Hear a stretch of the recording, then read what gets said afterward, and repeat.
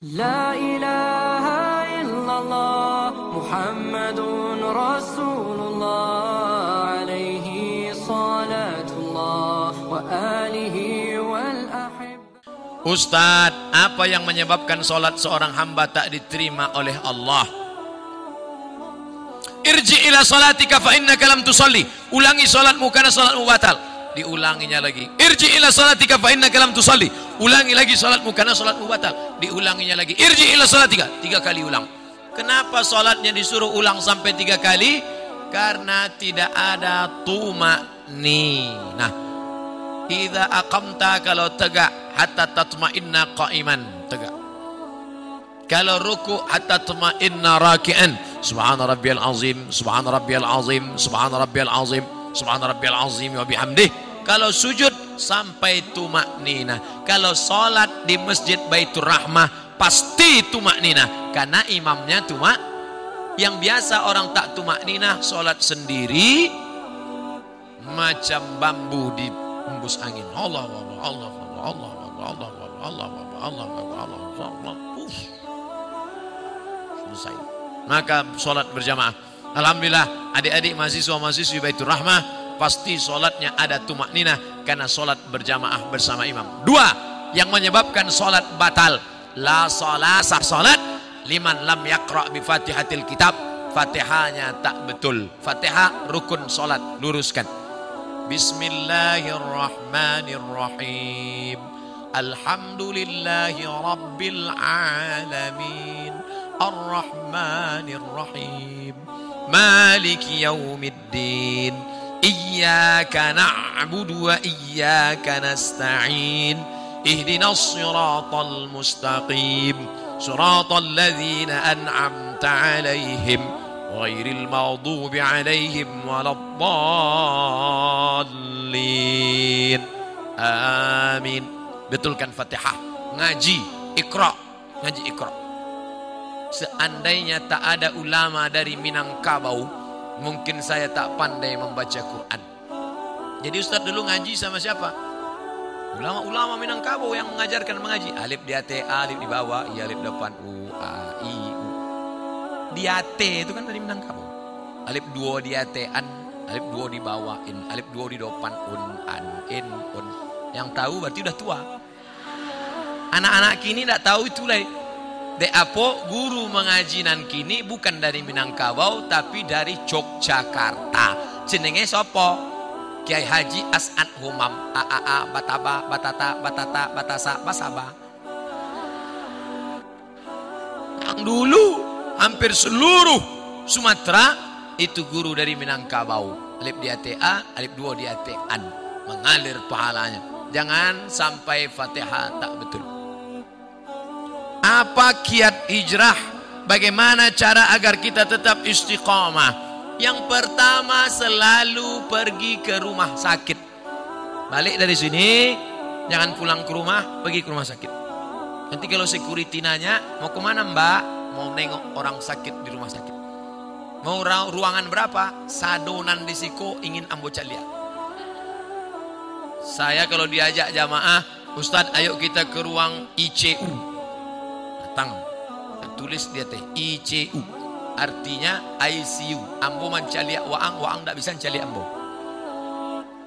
Nampak di sana orang cuci darah, keluar darah dari dalam badan, masuk ke selang, masuk ke mesin, dicuci 5 jam, masuk lagi. Sakitnya berapa? Duitnya berapa? Maka kita yang sehat bersyukur nikmat sehat dengan banyak-banyak beribadah. Tak juga bersyukur nengok orang sakit, pergi ke kubur menengok orang mati. Mim dia mata ya bawati, mati. Tengok bagaimana, apa yang akan dibawa? Tinggal akan dibawa salat. Inna awwala ma yuhasabu bihil abdu yaumal qiyamah. Yang pertama kali dihisab, dihitung hari kiamat, salat. Yang ketiga, buat komunitas alumni Baitur Rahmah. Buat satu contoh sekolah percontohan, madrasah tahfiz Quran alumni Baitur Rahmah. Anak yatim, uang sekolahnya tanggung, guru-gurunya. Kalau sudah ada Yang sudah ada itu aja jaga. Alumni pulang dari sini, buat ikatan alumni, pergi cari mana sekolah.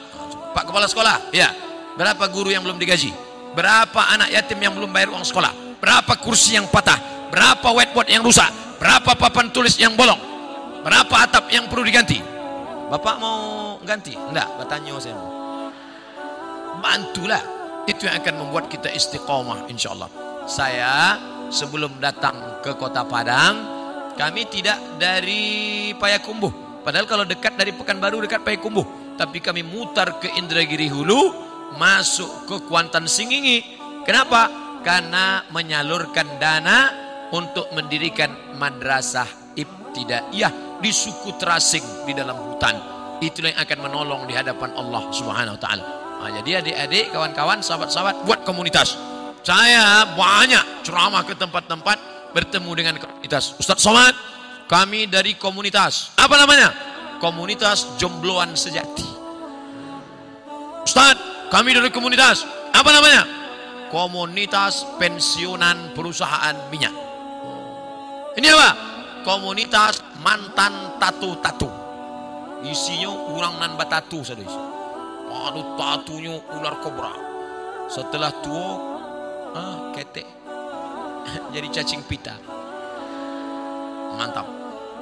Ustaz, kami komunitas. Nama komunitasnya Komunitas Pejuang Subuh. Tertulis di bawah, Pejuang Subuh. Zuhur ndak tiba.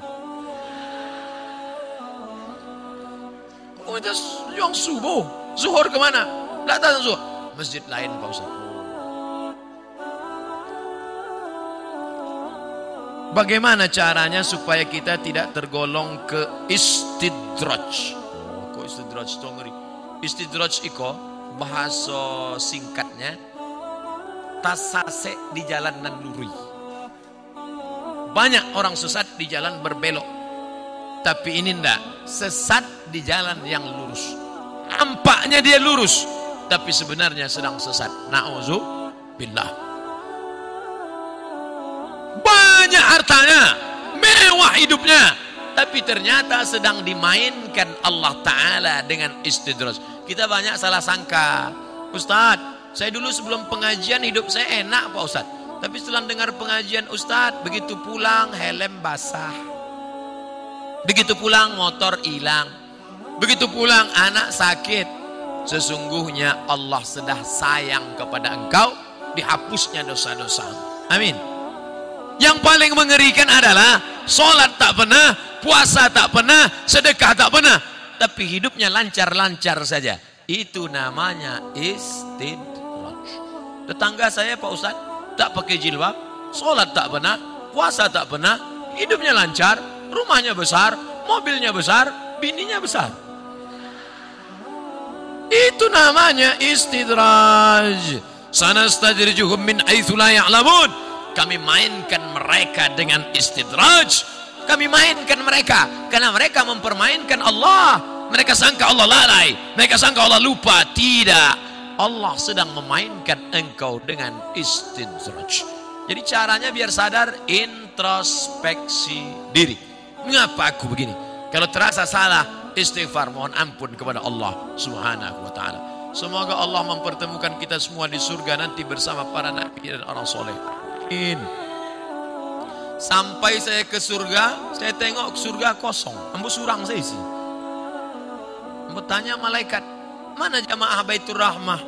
Mereka VIP. Rupanya ambo kelas ekonomi. Apa ndak VIP? Solat tarawihnya 1 juz, solat berjamaahnya ndak tinggal. Di dalam masjidnya khusyuk, saking kan khusyuknya sampai terlalu. Masjid lain orang kepanasan, jadi tenang, sejuk. Khotib berapi-api, dia berair-air. Mimbarnya tinggi, Masjid Baitur Rahmah Padang, naik ke atas. Hanya saja saya sarankan kalau sholat di Masjid Baitur Rahmah, tolong tatapan matanya supaya ke tempat sujud. Jangan mentengok ke atas, karena sini kaligrafi banyak. Rancak mana kaligrafi. Khusyuk, jaga. Apa hukum seorang istri yang taat beribadah, rajin puasa, tapi bicara pada suaminya suaranya keras. Memang setelannya begitu. Memang kareh suaranya. Coba periksakan, mungkin jonya pakak.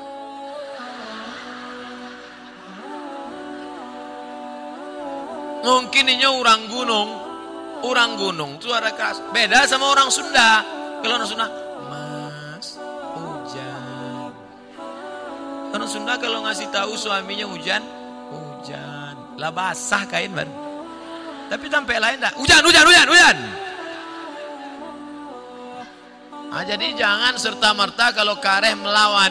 Ternyata dia tidak peka, ternyata dia bukan orang gunung, tapi dia melawan. Maka mengatasi istri melawan ada 5 langkah. Yang pertama, fa'izuhun, kasih nasihat. Adinda, come here, sikos sebentar. Janganlah kareh-kareh bersuara.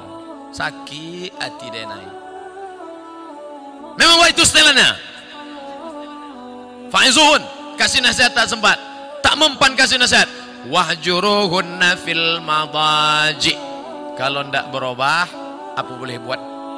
Wahjuruhunna fil madaji, pisah tempat tidur. Karena kamu tak juga berubah, kita pisah tempat tidur sebulan. Memang itulah dan ditunggu-tunggu. Nasihat tak nyodanga. Ancaman pisah tempat tidur, malah dia berkata itu yang kutunggu. Nan ketiga, wadribuhun. Ada jenis perempuan dipukul baru dia berubah. Wadribuhun. Karena tak juga berubah, begitu mau ditempeleng, difotonya, diuploadnya ke Instagram. Teganya. Tak bisa. Pukul sekarang tak bisa. KDRT, kekerasan dalam rumah tangga. Tak juga bisa. Yang kelima, maka jatuh. Ada satu surat dalam Quran namanya talak. Mediasi dulu, bukan langsung. Jadi bukan mentang-mentang kasar. Ini banyak laki-laki sikit-sikit talak 100. Enak aja.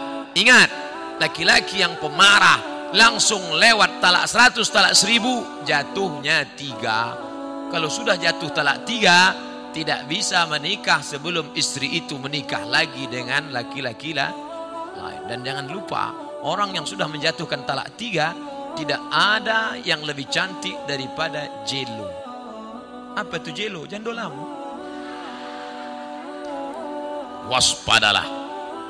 Maka hati-hati. Langkah yang keempat, fab'atsu hakaman min ahlihi wa hakaman min ahliha. Panggil keluarga laki-laki, panggil keluarga perempuan, nenek mama, panggil semua, panggil pula wali, duduk. Ini harus mediasi. Apa judul tema mediasinya? Mau dibawa kemana hubungan ini? Tak juga mempan. Barulah yang kelima, itu langkah sudah mentok, tak ada lagi. Puncak, barulah talak. Karena kau tak juga berubah, kau melawan, kau emosi, akhirnya jatuh talak 1 pun masih bisa rujuk 3 bulan. Gimana? Sudah jatuh? Alah, macam itu 10 aku dapat. Bulan 1, gimana? Bulan kedua 5 pun dapat. Mulai turun harga. Bulan terakhir, aku mau rujuk, masih bisa rujuk. Kalau sampai 3 bulan tidak rujuk, habis, putus. Setelah bulan keempat baru mau rujuk, bisa lagi rujuk, tapi pakai akad baru. Mempelai laki-laki, mempelai perempuan, ada mahar, ada ijab, ada qabul, ada wali, ada saksi 2 orang. Aku nikahkan engkau dengan anakku dengan mahar sebentuk cincin emas tunai sah. Itulah namanya pengantin baru stok lama.